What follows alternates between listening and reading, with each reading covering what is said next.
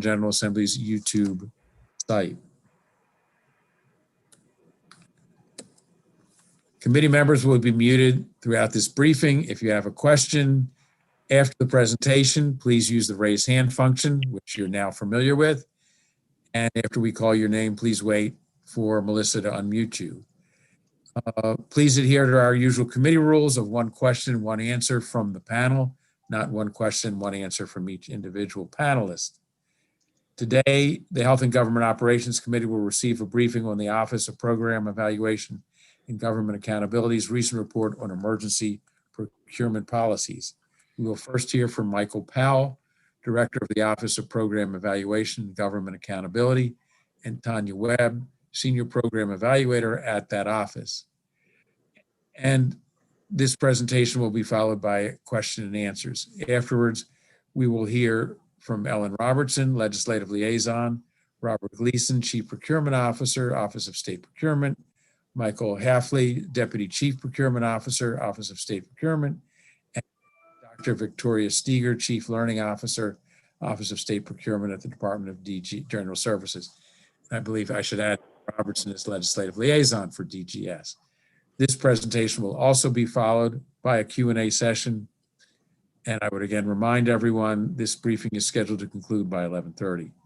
Mr. Powell, we are ready for you. Please begin. Thank you, Mr. Chair, Madam Vice Chair, and members of the committee. Thanks for inviting us to present our evaluation of emergency procurement.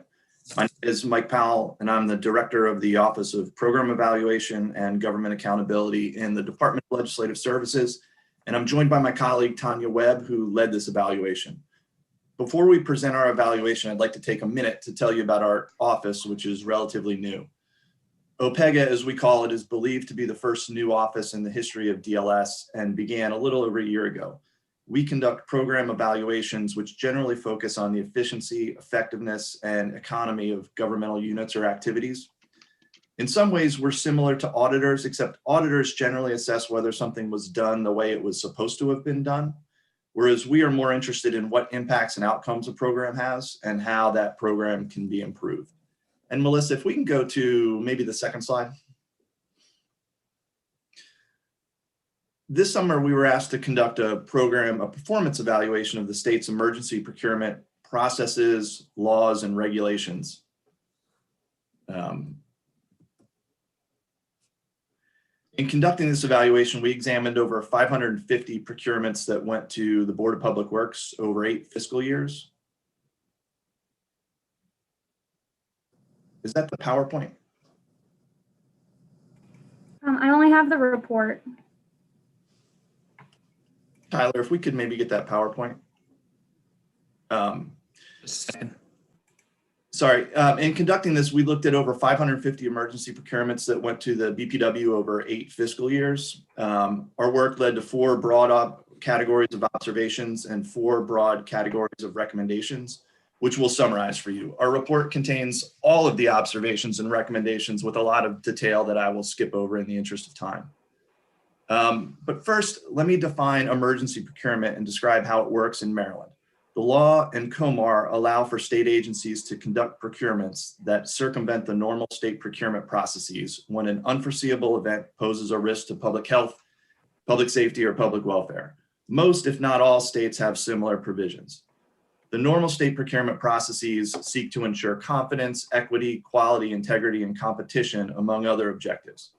Ensuring these valuable objectives takes time and resources that a state may not always have when there's an emergency. An emergency procurement can be entered into by an agency secretary. Great. Could we maybe go down 2 slides on that? Yeah, that's the one. Thank you. An emergency procurement can be entered into by an agency secretary or their designee, and that agency's procurement official or their designee. These 2 people have the ability to enter into a contract of an unlimited amount without any additional approval. The money goes to the vendor or contractor, who in turn provides goods or services to the state.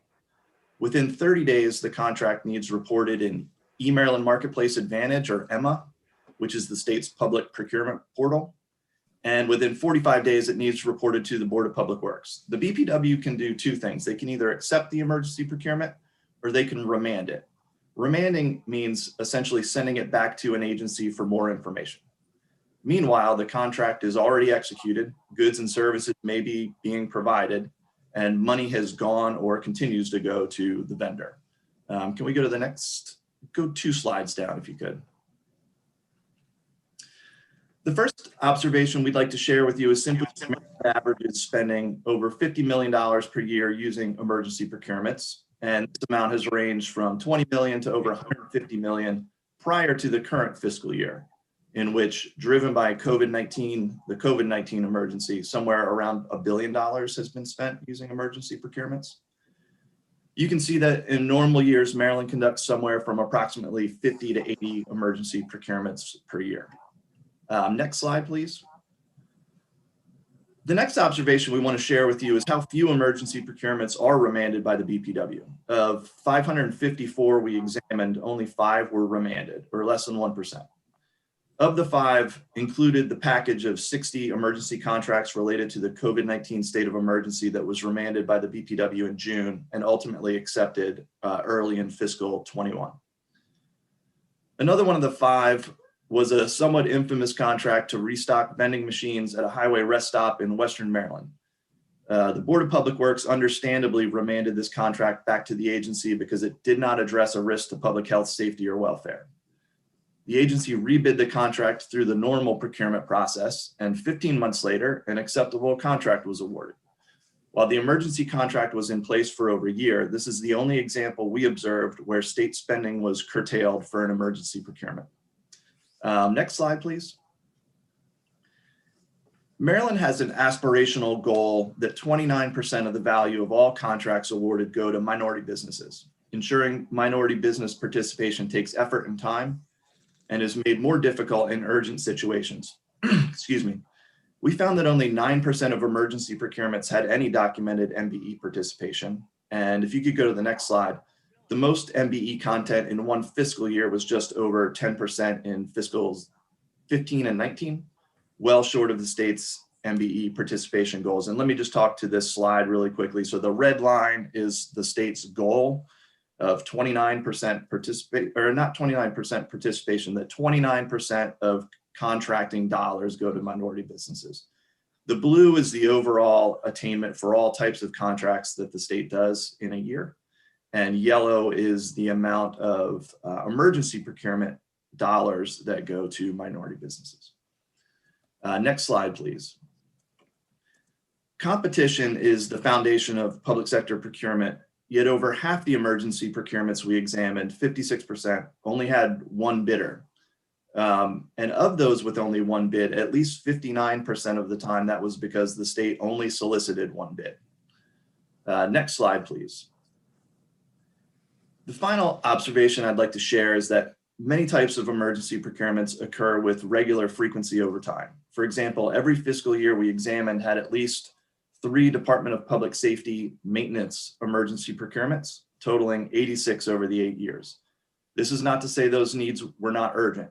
However, BPW members have pointed out repeatedly that a number of maintenance and construction emergencies are driven by deferred maintenance. Next slide, please. Actually, one more if you could.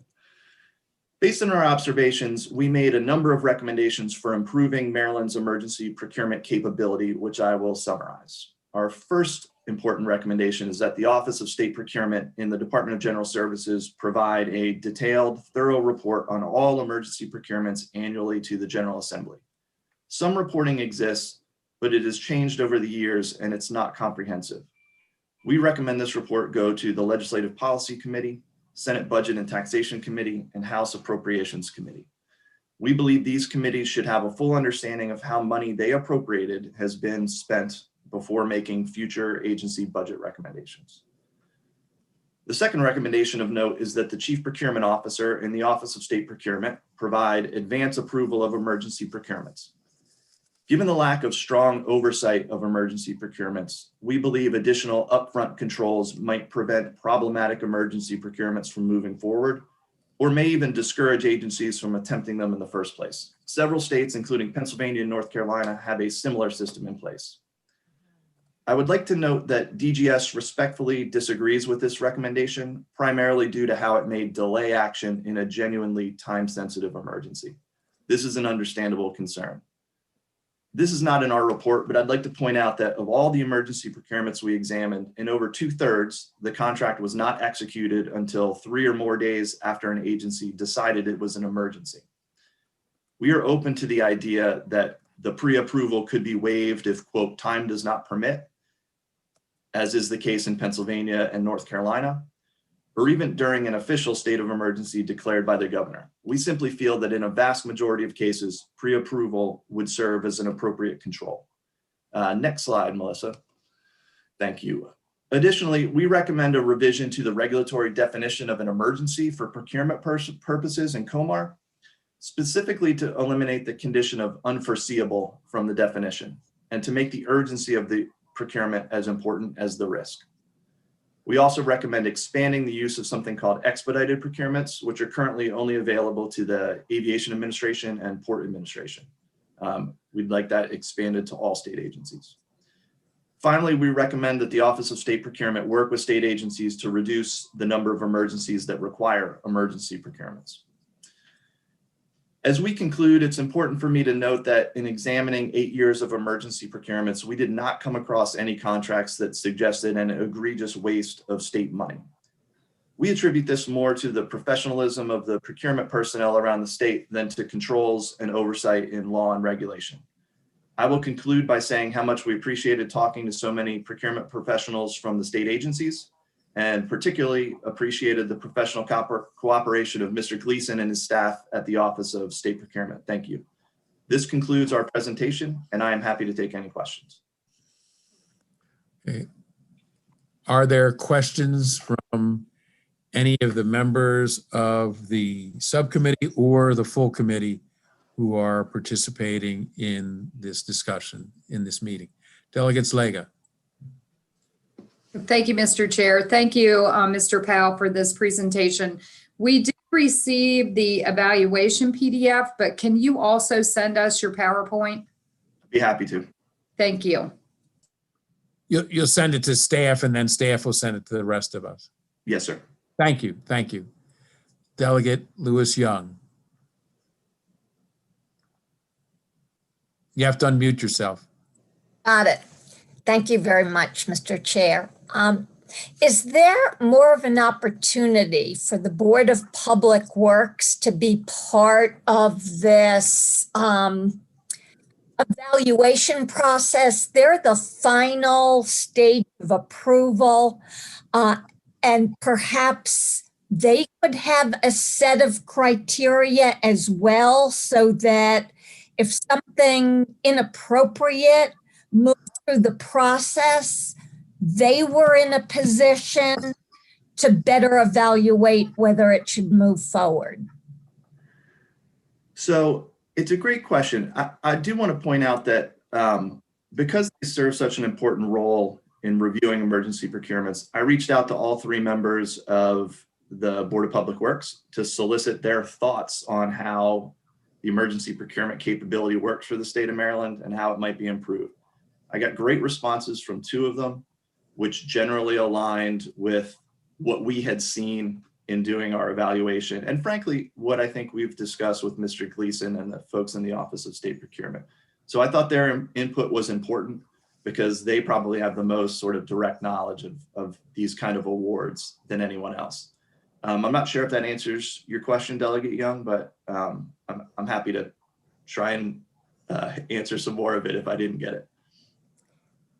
Since we're only allowed one question, I'll speak with you off-site. I'd be happy to. Thanks. Delegate Bondari and then Delegate Cullison.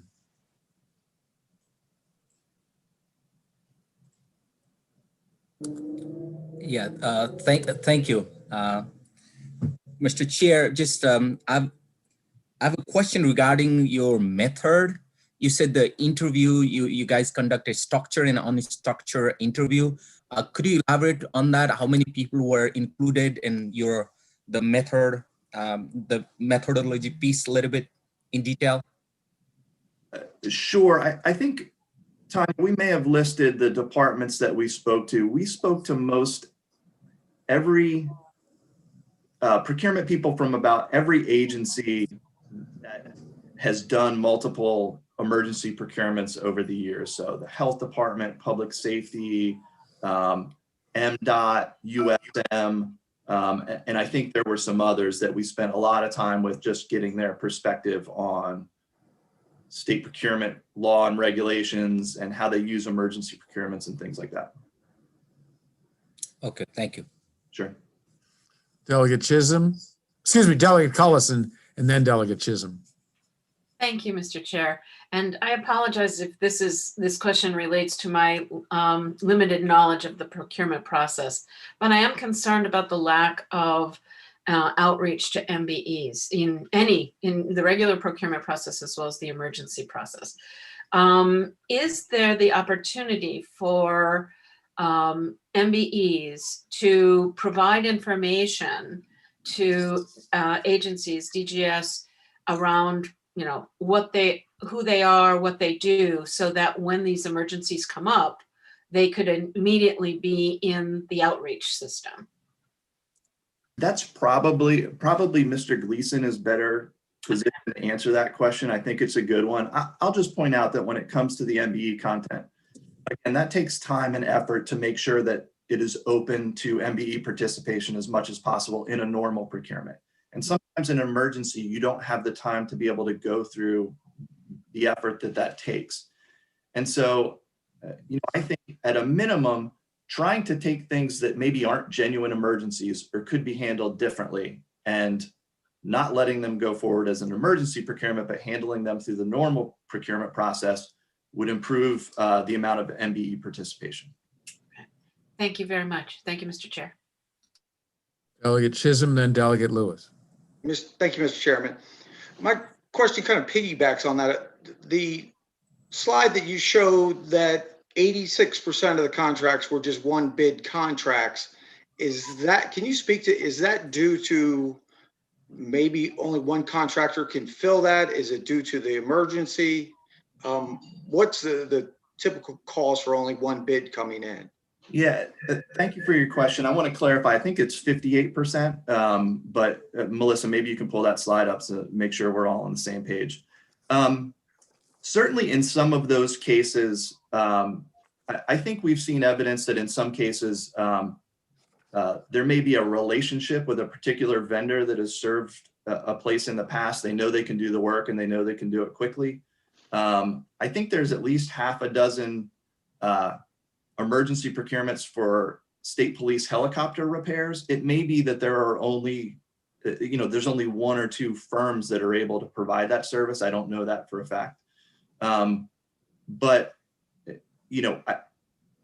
absolutely competition is limited. And again, it's a large number of these. I mean, the interesting thing is the combination of what we showed. If we could go forward, Melissa, I think it's one or two more slides. It's not just that 58% only got one bid or 56%. It's that of those, somewhere around 2/3 of them, we only solicited one bid. So again, in some cases that may be because there's only one firm, we know who that firm is, and we just want to get them in to do the work. In other cases, I may not be able to explain that, and maybe Mr. Gleason can elaborate on that later. Thank you, because I think that does probably maybe speak to the MBE question as well. Are there MBEs that just, for some reason or another, can't fill that contract? That is possible, yes. Okay, thank you. Yes, sir. Delegate Lewis. Thank you. Thank you, Mr. Chair. And thanks so much for the presentation. I have a question sort of piggybacking on Delegate Chisholm's. Among the recommendations that you summarized, I didn't see anything specifically addressing the low MBE participation. You had recommendations, on redefining emergency and other things. Whether it's aspirational, which I would debate, or not, the state does have a duty and an interest in increasing minority and women-owned business participation. What are we doing about that in this regard? in regard to emergency procurements? I would just, that may be a better one for the Office of State Procurement. I would say that, generally the theme in our report is that I think a lot of the contracts that are done as emergency procurements, it's possible that they didn't need to be done that way. That with planning, with coming up with on-call maintenance contracts, you would be able to get more minority business participation because they didn't end up becoming emergencies. But again, I think OSP might be able to give you a little bit more information. Thank you. Okay, Delegate Bhandari, I would suggest that you ask your second question to the next panel, okay, in the interest of time and the committee rule. I would also add that I will be dropping a bill today on emergency procurement that speaks only to the issue of a definition of emergency. But to expedite the process in light of this hearing, I will ask that additional language be drafted as an amendment to my bill to be presented at the public hearing with regard to the other recommendations that OPEGA, I think I said that right, that OPEGA has made. And once we have those drafted, I will ask the relevant parties to start meeting to see if they can reach a consensus on those, because this, I have a sense, should be an emergency bill. Seeing no further questions of Mr. Powell, we'll move on to the second panel. Thank you, Delegate. Thank you. Whoever wants to, Mr. Gleason, are you going first? Please unmute yourself. Okay. Yes, sir, Mr. Chair. Thank you very much. So I do have some prepared remarks that I'll go through, and then certainly will respond to questions. So I'd like to say thank you. And I think I saw Chair Pendergrass on the line earlier. So thank you, Delegate Rosenberg, Vice Chair Pena-Melnick, and other members of the House Health and Government Operations Committee. For the record, my name is Bob Gleason, Robert Gleason, Chief Procurement Officer for the state of Maryland, and I'm the Executive Manager for the Department of General Services, Office of State Procurement. With me today are Deputy Chief Procurement Officer Michael Hafley, as you mentioned, and our Chief Learning Officer, Dr. Victoria Steger. Collectively, we have significant experience, Mike and I, in public procurement, and Dr. Steger in regards to workforce skills development and instructional design technology. This is the experience that we've had for our tasks at hand, and we're sincerely appreciative of the committee for focusing on our efforts to improve state procurement generally and emergency procurement specifically. I'd also like to thank Mr. Powell and his staff for their efforts preparing the report that we're addressing today. I commend their professional approach, their in-depth and thoughtful analysis. And during the course of the review, we had several conversations that I believe were beneficial for both of our teams to understand, which are oftentimes complex situations under urgent conditions, which oftentimes focuses on sourcing, acquiring, and fulfilling urgent needs under emergency conditions. As indicated in our response that was included with the report, we agree with several of the recommendations that were offered, and we respectfully differ with others. Before addressing specific details, I'd also like to take a moment very briefly to make known that we have made tremendous progress in the last 2 years with completing all of the requirements that we were given to reorganize our state procurement activity. This has all happened in the last couple of years. Our plan to transform was submitted in 2018 to this body under the administrative work plan that was submitted for the record. And then in 2020, we submitted the report of the Chief Procurement Officer, which outlined the progress that we've made. And that immediately followed our actual reorganization in 2019. Of course, we were hit by the global pandemic just a few months into our reorganization, and we still are only just over a year old. Even so, I believe that we've made tremendous strides and we're moving as fast as possible. But as always, there'll be much more that we need to do. And I add this simply for context, because I believe that context is important, particularly in procurement. Historically and too often, procurement often isn't called until the house is on fire. And oftentimes that's where our profession lives. Our procurement professionals are fantastic reacting to urgent or in some cases emergency needs. And too often this happens long after we've actually smelled the smoke. For this, we're actually trying to train our procurement staff to be more proactive and to develop strong relationships through category management techniques and with advanced contingency planning so that we have the right contracts, the right contract models, the right suppliers, the right products and services in place before we actually have an emergency. Of course, this is a culture change. Much of this comes down to training. Again, it's a culture shift, and that's why Dr. Steger has joined our ranks on our current journey. And then you were doing this. Did you do the 10 o'clock today? Yes. Okay. And so much of this is attributable to our previous legislation, thanks to Delegate Resnick, that helped us prepare for the changes that we're doing now. And we've accomplished very much, but we can't accelerate faster than time, budget, resources, and the reality of our circumstances allow. We now have some advanced procurement training that are underway now, and we also have a Maryland-specific procurement certification program that is in progress, and Dr. Steve can address that. Throughout these courses, we actually are now teaching about emergency procurements. We also have an advanced e-procurement, procure-to-pay technology program through EMA, eMaryland Marketplace Advantage. That's also in progress, and that's going to provide greater transparency, supplier enablement, particularly for small businesses, minority business, and others, and many other functional requirements that we have coming on board over the next year. Mike Haveley is on the line, and he and I can both address some of the changes that we've got there that I think will be helpful in the context of this conversation. So all of this will go far, I believe, to help us with advanced planning for emergencies, to enable suppliers and agencies through technology, and then provide procurement leadership within agencies. Again, we have not had the benefit of this for the last 8 years until now. The purpose of this review was also to evaluate the efficiency, effectiveness, and economy of the state's emergency procurement processes, laws, and regulations, as Mr. Powell said. The report contains valuable information. In having had time recently to review it more thoroughly, we believe it does omit certain information that can provide us greater understanding of how emergency procurements are done overall.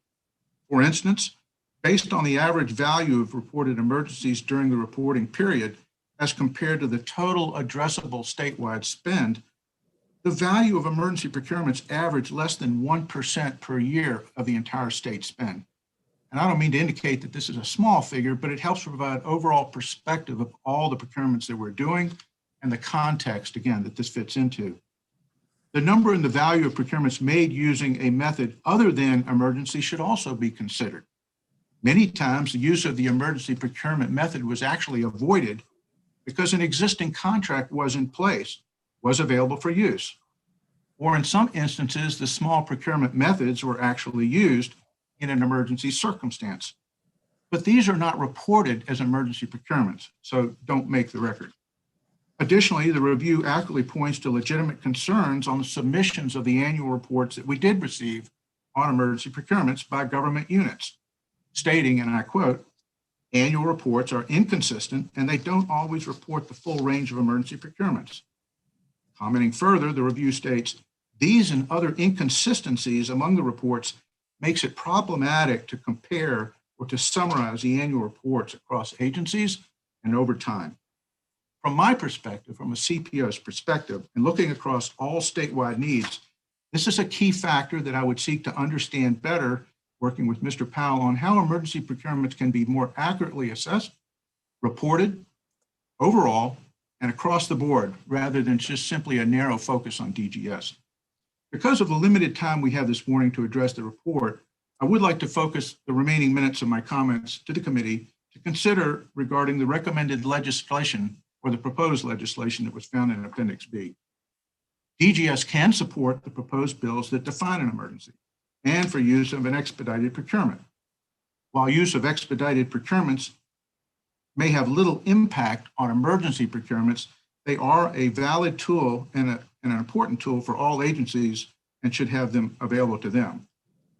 The only concern, as Mr. Powell said, was with requiring prior approval of the Chief Procurement Officer, the CPO. I can be consulted, the CPO can be consulted anytime, but my firm belief is that decision-making when the house is on fire must always rest in the hands of executive leadership, where the responsibility is, with advice from their own trained and certified Maryland procurement officers, or by any of the procurement officers that are within the Office of State Procurement. We would also suggest that a more practical and effective approach that includes additional training and guidance to ensure the proper use of the emergency method. Training and guidance is what we are in the progress of doing now. Lastly, for proposed legislation regarding emergency reporting requirements, DGS recommends that no change be made to the reporting time to the BPW. 15 days does not seem practicable or achievable when addressing any immediate emergency. There have been too many occasions when emergency remediation is not finished in 15 days. Therefore, we would advise a preference for this type of a policy action to be placed into regulation as opposed to statute, and we could be just as effective. In closing, we do believe that there currently exists a great deal of oversight and transparency in Maryland procurement already. The agency head is responsible for initially reviewing and analyzing a situation to determine if in fact there is a threat to the public health, safety, or welfare, and decides whether an emergency exists. If it is so determined that need versus the risk of taking an action other than an emergency procurement is weighed, if the urgency of the situation dictates, then the emergency procurement is initiated, again, with the level of competition that is dependent on the nature of the urgency. Oftentimes, this decision is made with regards to capacity, time, and resources enabled to mitigate the need. Generally, the first level of oversight occurs when the award is posted in EMA for everyone to be able to see, citizens, yourselves, legislators, and vendors. Many times, at least with DGS, a letter is sent to the Board of Public Works immediately following the emergency to let the board know about the event. The second level of oversight and transparency occurs within 45 days of the emergency contract award and when the item is reviewed by the Board of Public Works. And finally, of course, a public document is provided annually to the General Assembly now. Clearly, there's been infrequent occasions where an emergency procurement method was not used appropriately. Inappropriate uses of the method can be diminished through training, professional certification, and building a competent procurement workforce, but a workforce that is enabled to act. And we're in the process of doing that now. Dr. Steger is with us, and if the committee has any questions, she can explain how this is helping. And the work she has done is only a year is very impressive, standing up the Maryland Procurement Academy and training all of our officers in the EMA program. Additionally, I would add the Procurement Improvement Council, established in statute, is responsible to ensure that the state's procurement system is using the most advanced procurement methods and management techniques, including policies and procedures for all procurement activities. It is responsible to effect and enhance communications between state units on procurement matters, with an emphasis on disseminating information on current developments and advances in procurement methods. It also provides an effective forum for the discussion of all specific procurement issues and concerns that arise. The PIC is the appropriate forum to solution any recurring concerns with regards to the use and the processes regarding emergency procurements or any other type of procurement. With regards to oversight and compliance, I would also say that our state probably has more oversight and more compliance than many other states. And so I would ask that we carefully consider this in regards to any changes that might be made. This concludes my comments. And again, thank you and the committee for the opportunity to address you today. We are happy to answer any questions you may have. Thank you, Delegate Rosenberg. And I see that a hand is raised. Yes, that's the hand at Chairman Pendergrass. Thank you, Mr. Chairman. Mr. Gleason, thank you very much for your presentation. I'm trying to put in perspective the actual amounts that you talked about. 1% are emergency awards. What is that total number, and what is the total number of the state spend that you were referring to? Could you let us know? Madam Chair, I can get back with you with the exact numbers, but generally speaking, the figure $6 billion comes to mind with regards to contracted goods and services across the state enterprise. Of course, a lot of that has to do with transportation, which is where much of that activity occurs. But I would also suspect that the Department of Health, Public Safety, all of the major organizations have most of the spend. But I don't have the precise numbers now, and I can get back. Thank you. It's always important to look at statistics from two directions, the percentage and also the actual number. Both things matter. Thank you very much. I would add, Madam Chairman, that once we get the Emma platform up and running, we'll have much greater insight, transparency in terms of the numbers, the transactional activities, the orders, the contracts. So we'll be able to report much more accurately and faster. Thank you. Yes, ma'am. Thank you. My husband always says 1% of a big number is a very big number. Yes, ma'am. Absolutely right. Delegate Lewis. Thank you, Mr. Chair. Thanks so much, Mr. Gleason.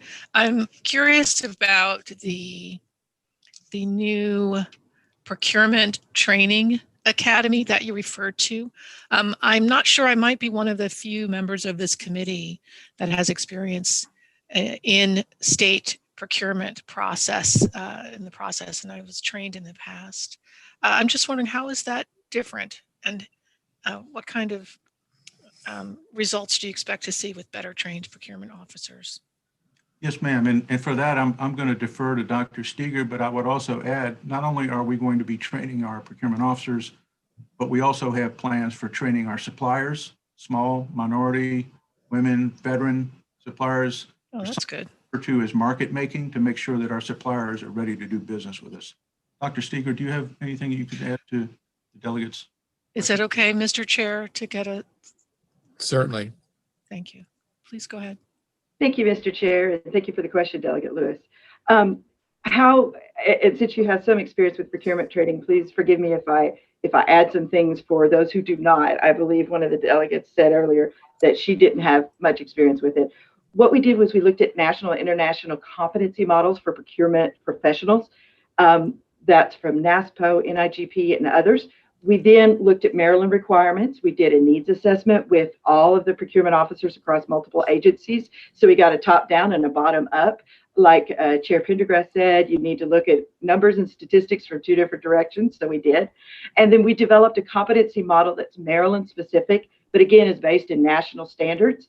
That allowed us to meet the work plan that Mr. Gleason submitted in 2018 with 3 levels of certifications. We started with the middle one because it addressed our procurement officers, those who are doing procurement full time. But there is one at the associate level for those who work around procurement but don't do it full time. And then there's a master, which is a leadership development model. In addition to that, we have plans and have begun conducting training for our vendors. And we've been working very closely with our partners at GASBA, Department of Disabilities, and others on outreach and training programs for our small businesses, veteran-owned MBE businesses as well. I'm just an office of one, but we're doing it as fast as Mr. Gleason said, as fast as we can go. Thank you. And thank you so much, Dr. Steger. And are you going to look at the impact of the training, particularly on vendors, particularly MBE vendors? Are you going to be tracking and evaluating to see how this training affects MBE participation and then reporting that? That would be wonderful to know. If I'm allowed to follow up, Chair Mr. Chair. Rosenberg. Go ahead. Okay, thank you very much. Yes, ma'am. We have that survey that we did, tracked a baseline, and then we will be following up. We do surveys after every program we've conducted, but we'll also be comparing our training numbers with the other tracking that the Office of State Procurement as a whole does. And then across the state, working with our agency partners. Many of our trainers, the people actually doing the teaching, are subject matter experts from other agencies as well, who do and lead procurement really well there. Terrific. Thank you. Thank you, Mr. Chair. Thank you, Mr. Are there other people who wish to testify from DGS? I believe there are. We've got 20 minutes left. We don't have to fill the whole time, but I would defer to Mr. Hafley, Mr. Chair, if I might, for any comments he may have. Thank you, and good morning. I do not have any specific comments, but I would like to weigh in on some questions as they fit my expertise. How's that? Okay. I don't see any other questions at this time. Okay, I would just say there will be, I will work on draft amendments to the legislation that I'll be putting in, and we'll see what that timetable is in terms of the hearing to get input from all the parties involved so that we can successfully move forward on this process. Because I think this study by OPEGA and then this today's briefing have been very helpful in putting the issues on the table. And I think there's substantive agreement, and hopefully we'll have a decent bill. There- Delegate Rosenberg, I believe Delegate Bandari has a question. Okay, I'm sorry. My apologies. Delegate Bandari. That's Go fine. ahead. Thank you, Mr. Chairman. In your presentation, you were talking about some advanced planning and greater understanding and the challenges. At some point, you said annual report do not include everything. Why did that happen, and what were the challenges? I know that you have to make the decision when a house is on fire. What were the major hindrance or challenges in the past, based on your knowledge in this report? Thank you, Delegate, for your question. I can address part of that, and for others, I might defer to Mr. Hafley. But for example, some of the facilities management with regards to deferred maintenance, oftentimes that was budget related. So when maintenance is deferred, oftentimes things happen. And in terms of advanced planning, to the extent that we can develop contracts, what I refer to as framework agreements or cooperative agreements, master agreements for recurring maintenance items, then a lot of the numbers of procurements that are emergency related can be minimized by having contracts already in place. So that's the sort of advanced planning that I'm referring to. Oftentimes, and I mentioned category management in my remarks, sometimes emergency contracts can be set up and arranged in accordance with the various categories of needs that the state has. And by that, I mean things such as public safety related, transportation related, education related, and so forth and so on. So to the extent that we can develop advanced planning contracts that have been planned in advance for those areas, I think we can begin to address those types of emergencies. And at the same time, let me just add to minority businesses and all the other sorts of businesses, we can incorporate them better in advance in those types of contracts than waiting to smell the smoke, in which case then somebody has to act quickly. So I'll stop there. Mr. Hafley, do you have anything to add to that? And Mr. Chair, could I defer to Mr. Hafley on that? Well, we like to have it one question for one person. Very good, sir. Thank There'll you. be further opportunity, for sure. Okay. Chair seeing no further questions, we will adjourn this briefing. The subcommittee to reconvene at 11:30 for our regular weekly meeting. Thank you all very much for both Mr. Powell, Mr. Gleason, and we will continue to work on this issue.